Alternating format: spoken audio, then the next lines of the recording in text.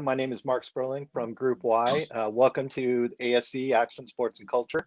This is our 7th one that we've done now over the past 15 years that Group Y has been around. And so we had one last October with about 25 people from different, from the X Games and Dew Tour to a number of pro athletes and industry leaders. And so today we're very fortunate to have everyone here from Natural Selection. And there we go. We got Liam, who you just heard from here. So welcome on board. What's up, Jeff? What kind of... I got two out of 3 venues. This is great. Let's get Team L. We'll be all good. All we need is Alaska. Let's get them on here. Yeah. I'll throw this out here to you guys. Let's start off with Jeff. Jeff, how's everything been going this past year up there with the restrictions and COVID and such? It was really mellow this winter because we didn't operate because of all the restrictions and the border closure. And then it was like COVID. There was like a giant spike when Natural Selection came to town, and then it kind of mellowed out again after that. So we had a lot of good action. We got to explore our new tenure over at Valhalla with Liam and his crew and so many great riders. So it was a really cool opportunity to dip our toes in the water over there. And that was about it. We took it pretty easy up at Baldface this winter. We got a lot of like painting done. I think all of us that were watching on Instagram, we were just jealous seeing all the powder and everything that you had up there and nobody riding it. So Liam had it about as good as anybody had it 2 weeks up there by himself. And he had tons of work to do after Jackson, getting ready for this, he's always so busy. And then he started getting into the routine of like getting his powder legs on. Cause he's, you're right up there. You got it all to yourself. So he was sending me pictures and making me jealous while I was in town.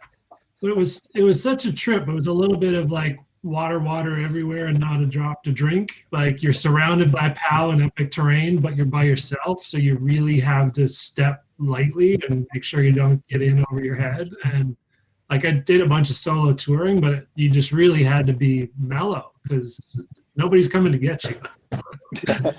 Homie Jay. Homie Jay.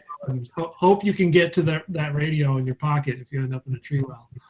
But we got that BB bowl right behind the lodge, so it's so easy. It's so nice. It's a little bit of a kind of a fantasy land up there when you're up there. This winter was like fantasy land, but almost nightmare fantasy land. Yeah, like 40 centimeters of blower POW, but you're riding really mellow blower POW. That's great. And then Tyler, how was everything up in Jackson Hole this past year? Yeah, kind of a little bit of the inverse. I mean, we were definitely pretty busy. I think that, as you guys were talking about in the conversation, I mean, we had a lot of pretty easy access into Wyoming. We had, incredible snow. So we had over 500 inches of snow this winter. And a lot of people just feeling like, Jackson's a place that they can go to and recreate safely and get out and ski and ride. In Wyoming and all the open spaces, and coming into February with the event, I mean, February was our 3rd snowiest February ever, and so just the timing in terms of how everything went down was just really, really perfect. It's a busy month for us, but the whole season, we stayed open. We had all these, health and safety protocols in place, just like everybody else did down, in the States and resorts. Worldwide for those that could operate. It was for sure a different year, but overall, I think we're really happy that we were able to stay open, get through it, and host events. And I think, that's pretty unique given that so many events were canceled, and to be able to pull off this event specifically it was unreal. That's great. I'm going to open up to one of the questions here. Stacy is asking, or she loved watching the full live footage from the first event in Jackson Hole. Will the future events include the entire live event, or is it just going to be the edited version? Definitely a long-term goal to have all the events be live. It's obviously a completely different lift in terms of the infrastructure build out for both BC and AK. Jackson has a parking lot, a lodge, lifts, power. You don't have those things in the backcountry, and it's totally feasible for us, especially after this year, like getting up to BC, looking at this new tenure, getting up to the Tordrillos, understanding how that operation functions, to build out live infrastructure in the backcountry. But it's just a different animal, right? You can't drive an HD edit truck or a twin pack Jenny semi into the middle of a glacier in Alaska, nor can you haul one up a Forest Service road in BC. So all that stuff has to be flown in.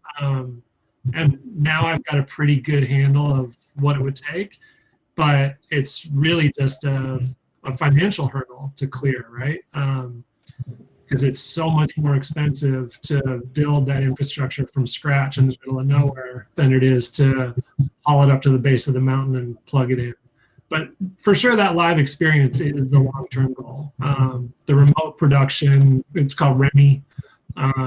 We kind of figured out and tested a bunch of it this year, so hopefully we can get there. We'll see. It may be incremental. We might have 2 live next year and 3 live the year after, but we'll get there. That's great. I guess let's ask you, Jeff, like, I know you've had a number of the contests held there in the past. How long in advance do you guys need to like prepare to get like all the different terrain and all the different hits set up? As much time as we could possibly get. The super and the ultra we had, a year beforehand, really 2 years, where we kind of gladed it first and then we built the course. And then we had Supernatural, and we built that course for like 3 or 4 weeks beforehand. We had SPT or JP Martin there, like pushing the cat built stuff. That one was a lot of building, and then Ultra was less because we were just kind of fixing what we had already built and making some alterations. And then Valhalla we did with about 4 hours worth of notice, I think it was. No, just kidding. We did it with. We knew we were going to do it there, and it was moving that way. So we started like doing avalanche control and started like setting up to be able to do it. We had to build the cat roads and stuff in advance. So that took us, 3 weeks or so to get ready this year. Mm-hmm. And then how about you, Tyler? Like over at Jackson Hole, how long did it take you guys to get everything all set up for this? Yeah, it's, I'd say we had, in terms of just summer build, it was literally 2 years of building features. And, I think the other challenge is that we operate on Forest Service land. And so within the Forest Service, essentially we have to get permits for everything. So there's a lot of bureaucracy in terms of management plans, usage, how we map out the terrain. So there was that aspect that just built into that in terms of the off season, and a full crew that was up there literally building 2 summers in a row. And it was just an awesome scene to be able to see all that happen in such steep terrain. And then, I think the other aspect of what we have is, since we were the only resort hosting an event, we had to manage terrain closure at a time when one, we're typically pretty busy, and 2, where we just had incredible snowfall. And so, our key goal was keeping people out of there, trying to preserve the powder snow, which, Jackson, definitely there's a lot of frothers that chase a lot of powder, and it's kind of hard to do that with closed terrain. And so that was for sure a challenge, and it worked out, but it was definitely one where just different things that we have to manage as being a resort that's open to the public. And we closed terrain, really starting in kind of mid-January. And then I know Travis and team were up essentially trying to stamp out some of the landings and flatten things out. So there was a lot of activity in the course, really getting everything ready in terms of just, leading up to the day and into the window. And, we had this window from, it was February 3rd to the 9th. And again, with so much snow, we went early. And essentially, like the second day, I think it was the 4th, right, Liam, is that we went. And then we were closed after that, clearly, because it was just snowing like crazy. We were waiting for the course to reset. And then literally it was the last day of the venue, essentially, that we had planned for the contest, that we opened it back up. So, and, keep in mind, we had like, almost 10 feet of snow in between that. So it was an unreal window, but it just poses its own challenges just being open to the public. And it worked out perfectly. Yeah. That's great. And I know, Liam, you kind of talked about this a little bit earlier with Cersei, is how hands-on was Travis working with each of the different resorts and creating the terrain for this? Travis with Jackson, because he's based there, in the summer, he'd be up there at least 1 day a week, if not more, lining out like what the crew was working on that week. in the winter, he was up there almost every day. And whether he was fully hands-on working himself or rolling through, and we do all these group WhatsApp channels for all our different teams, and he'd roll through, take a bunch of photos, draw on them. Like Jeff, you know this, like the Travis napkin drawing communication chain, right? It's incredible, like all the little details of how this jump needs to be like this and take a little bit off this lip and this landing needs some work.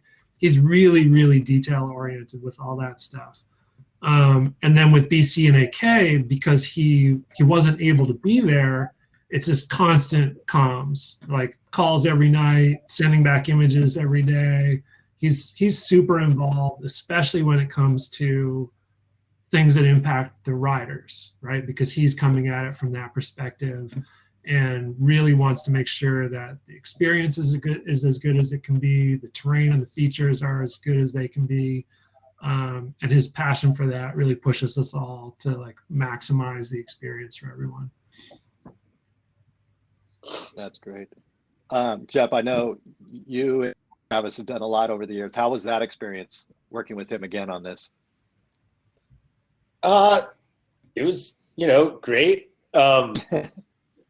I just have known him for a while now, and I think the biggest thing for me was that he and Brooke were pregnant and having a baby, during the thing. So I was kind of observing from BC, kind of jumping to some conclusions about whether he'd be able to come up and what we'd be able to do. And I was like, you're going to be a dad, dude. You need to be, painting the room and putting the little teddy bears up on the wainscoting and building the crib.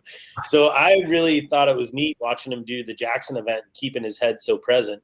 And he did a great job painting rooms and preparing for little Jupiter to show up. So just watching younger friends come into parenthood is such a joy as a parent that it was more of the story to me than the whole contest series. Like watching him be able to do it both was awesome, and he did a great job.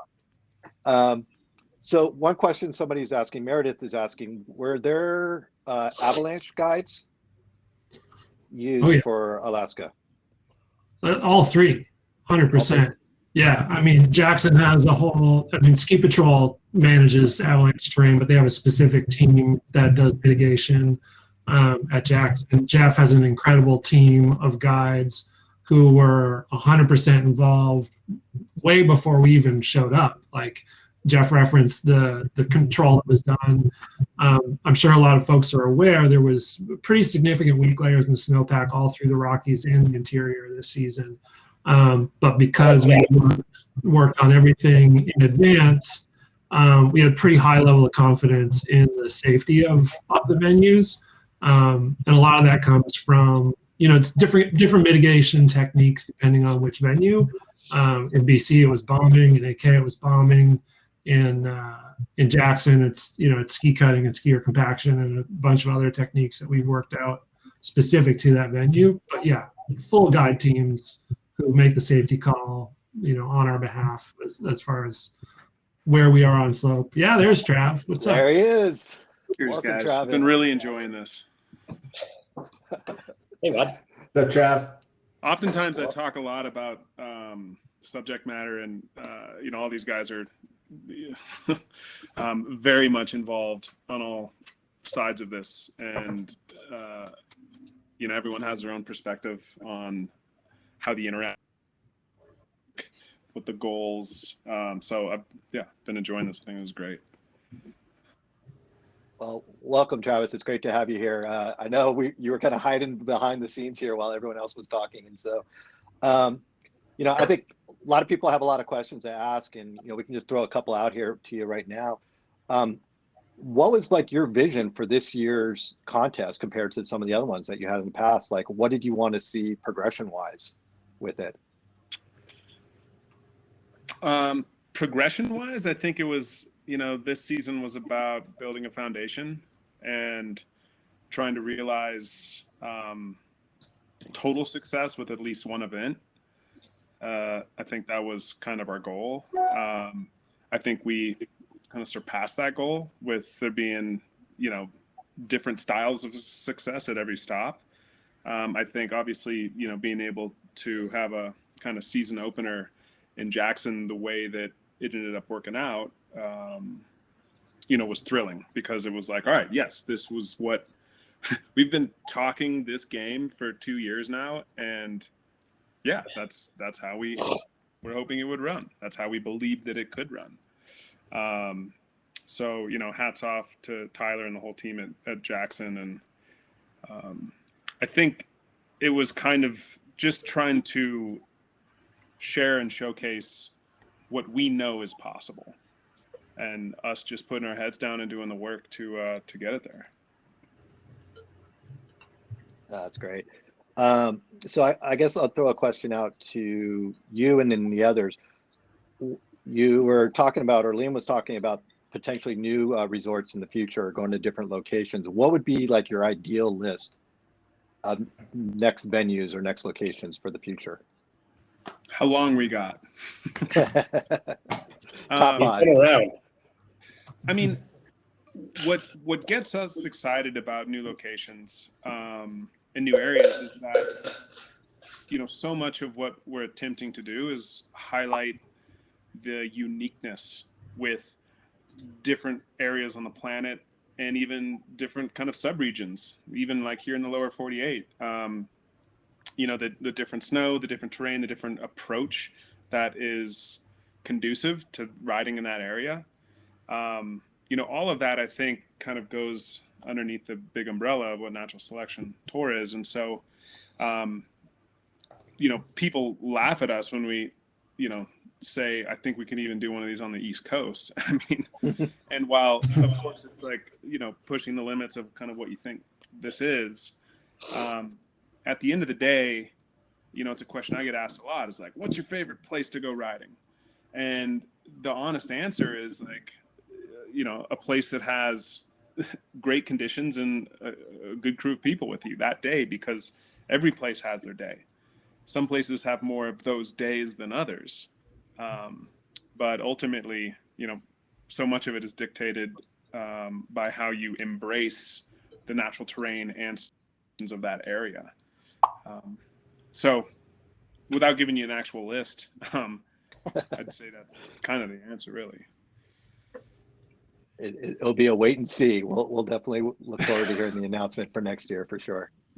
Yeah. Let's see here. I know there's a couple of questions here. People are asking. I think a couple of them were, people are asking exactly how this event do you think is going to impact snowboarding, and also maybe the participation of snowboarding in the future. Well, I'll maybe riff on this. I'd love to hear, Jeff and Liam's take. But going into this, the individuals involved in bringing this thing to life, as well as a lot of the fundamental support we've seen across the board, has been focused on the kind of sole purpose of like, look, this is something we've been passionate about. For me, I've seen the world, most amazing job doing it.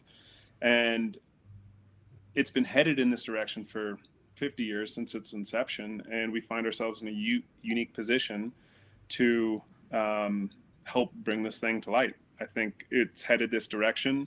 Even if I wasn't around, even if we weren't here, I think it's inevitable. It's going this way. And so at the end of the day, it's, decades of just being open-minded and aware to the critical feedback from riders, companies, the industry as a whole, on what is that kind of next steps. And this is, I think, where it's always been evolving towards. Yeah, I don't know. You guys have from my perspective, this is a rider-driven event first and foremost, and not just Travis being that rider, but the entire snowboard community being the driving force behind this thing. There was a clear need for something like this, and like I mentioned in the interview earlier with Circe, like this is just an offshoot of the evolutionary chain where we're taking things in a slightly different direction to see where it can go. I think traditional competitive snowboarding will continue to do what it's doing, and it'll stay on that trajectory. And it's just nice that there's, for the athletes who want it, an alternative path that they can follow. And whether those are riders who have been on that competitive track, right? Like Sage Kotzenberg is a perfect example of someone who reached that pinnacle, won an Olympic slopestyle gold medal, and then just went, I'm going to the backcountry. See ya. And now there's something where he's back. Mikkel Bang, who won the tour, hadn't competed in 8 years, right? Comes back, and now there's a competitive outlet where he can showcase his skills. And those guys have been doing incredible stuff, girls too. You know, Robin is a great example of someone who never competed and has been filming in the backcountry and now has a creative outlet to showcase her talents. So I think there's this entire generation or subgroup of athletes who now have a choice. They can stay on the path that they're on, they can deviate, they can still film, but they can film and compete in the same conditions. So I think it's a really cool opportunity for growth in the sport, for participation in the sport. You know, we had a great chat with the crew from IFSA, like the freeride crew. You know, like there are people who want this type of riding to be represented in the media, who have been working really hard behind the scenes making video parts for years, but those video parts don't always reach the mainstream, so they don't get the come-ups that they deserve. So it's been cool to put that style of snowboarding in front of people because it's a little more inspirational, a little more aspirational. You can relate to just a sick powder day with your friends. It looks fun. Yeah. Like Jeff, I know that's a big part of your business, right? Is that type of fun. I mean, Mark, to answer it very simply, I think we've all put the effort into this for so many years because we truly believe that this is potentially the number one thing that can bring in new blood and reinvigorate old blood in the industry. I mean, it's really simple. Yeah, definitely. Liam, I think you touched on it earlier. It's great to see people that we have not heard from in our industry kind of coming back because of this event, and they were messaging you and kind of watching this, invigorating their glory days of snowboarding. And then you have that younger generation also that's watching this. So definitely bringing it together. Jeff, do you want to have any points you want to jump in on this too? Well, I think for participation and getting more people into the sport, I know that very few of my customers at Baldface are interested in riding in a half pipe or doing a slopestyle course. All of my customers like to ride POW. And I think it's kind of an easier entry for people to think about going and making beautiful powder turns down a face than trying to keep up with Mark McMorris in a slopestyle course. So I think it shows snowboarding in a kind of softer way, which is more authentic to the way that most of the people that I know relate to snowboarding. Like we live for powder days. And there are all sorts of amazing tricks and progression that's happening right now. It's kind of crazy, especially on the women's side. It's nuts how it's continuing to progress, all board sports, but a powder turn is still a beautiful powder turn. As a guy who doesn't do amazing tricks in the backcountry, but has a real good powder turn, I know that that's as far as I ever really need to take it. So that every man can ride powder till they're 70 years old. And I think that's really going to help the participation. Does that make sense? Yeah. Yeah, definitely. Sorry. And I mean, the resort standpoint, how do you also see that helping you and the resort and bringing in more participants? Yeah, we grew snowboard participation this year, which was obviously a key goal in supporting this event and really trying to create more aspiration for kind of the big mountain freeride experience that is Jackson. And, obviously we've seen that happen. And, Travis obviously grew up riding Jackson and kind of knows what that's all about. And it was awesome that so many of the riders that were here for natural selection got to experience kind of Jackson at its best with just incredible powder in between the two event windows. So that was an aspect that just showcased that, there is an element of fun, there is an element of big mountain creativity. And I think that's what natural selection kind of shows what's possible. And I think the element of being able to, be creative, watch the riders draw their lines, but still obviously showcase progression, but show how everyone is doing and interpreting the course in their own unique way. And that's really what kind of big mountain freeriding is all about, is how you interpret terrain, how you have fun, how you draw your lines, how you express yourself. And Jackson has been that and known for that for a long time. And I think that, we still have a lot of work to do to be more inclusive as an industry, to continue to grow and foster snowboarding. And, there are different paths, right? I mean, I think we want to bring people into the sport and they come in different ways. But in this aspect, as it relates to Jackson, it's those kind of natural terrain, big mountain experience, open spaces. We have an Olympics coming up, which clearly the big air is right next to nuclear power plant cooling towers in Beijing, which, I think we show something different. We show something that's a little bit more natural, more aspirational, a little bit more authentic. Not that that's bad at what's happening in Beijing, but we have a different take on it. And I think that the participation and the engagement and bringing more people into the sport, this is just one avenue, and it worked really well for us, and we want to continue to make it happen. Yeah, definitely. Well, I know we kind of hitting our time here, and we could probably talk for another hour or so. So I don't want, if you want to just throw it out there, any last thoughts, any last words that you want to say to everybody? We'll start with you, Travis. Yeah, I mean, I think you touched on a bunch of key points here. This year was about laying down a foundation, and I think myself especially, like just in running the event this year, we made so many compromises, and like what the big dream and vision is how we roll this thing out in the future. And we learned a lot, and we got to walk before we can run. And so I'm excited for the progression of this, as we're only going up from here. So thank you for highlighting it and bringing these fine people on board. Yeah, I mean, just since they're on the call, I want to thank Tyler and Jeff for their endless commitment to this. It's a huge lift, for the Jackson crew in a pandemic when they're, crushed because they're busy, but also pulling this off. Jeff, in a pandemic where the province of BC is entirely shut down, he's not operating, and then opening up his doors to us and our crew and pulling something off under like almost impossible, incredibly tight restrictions. The crew in Alaska, all our venue partners, we couldn't have done it without them. Also want to thank people who just tuned in. Like, if people don't tune in and this isn't relevant, it's dead, right? Like, so all the people in the industry who shared this with their friends, who told people like, oh, you got to tune in and watch this thing, like check this show out, like that means a lot to us, because viewership is ultimately going to make or break this thing. Like, is it relevant and is it interesting, and do people tune in and watch it?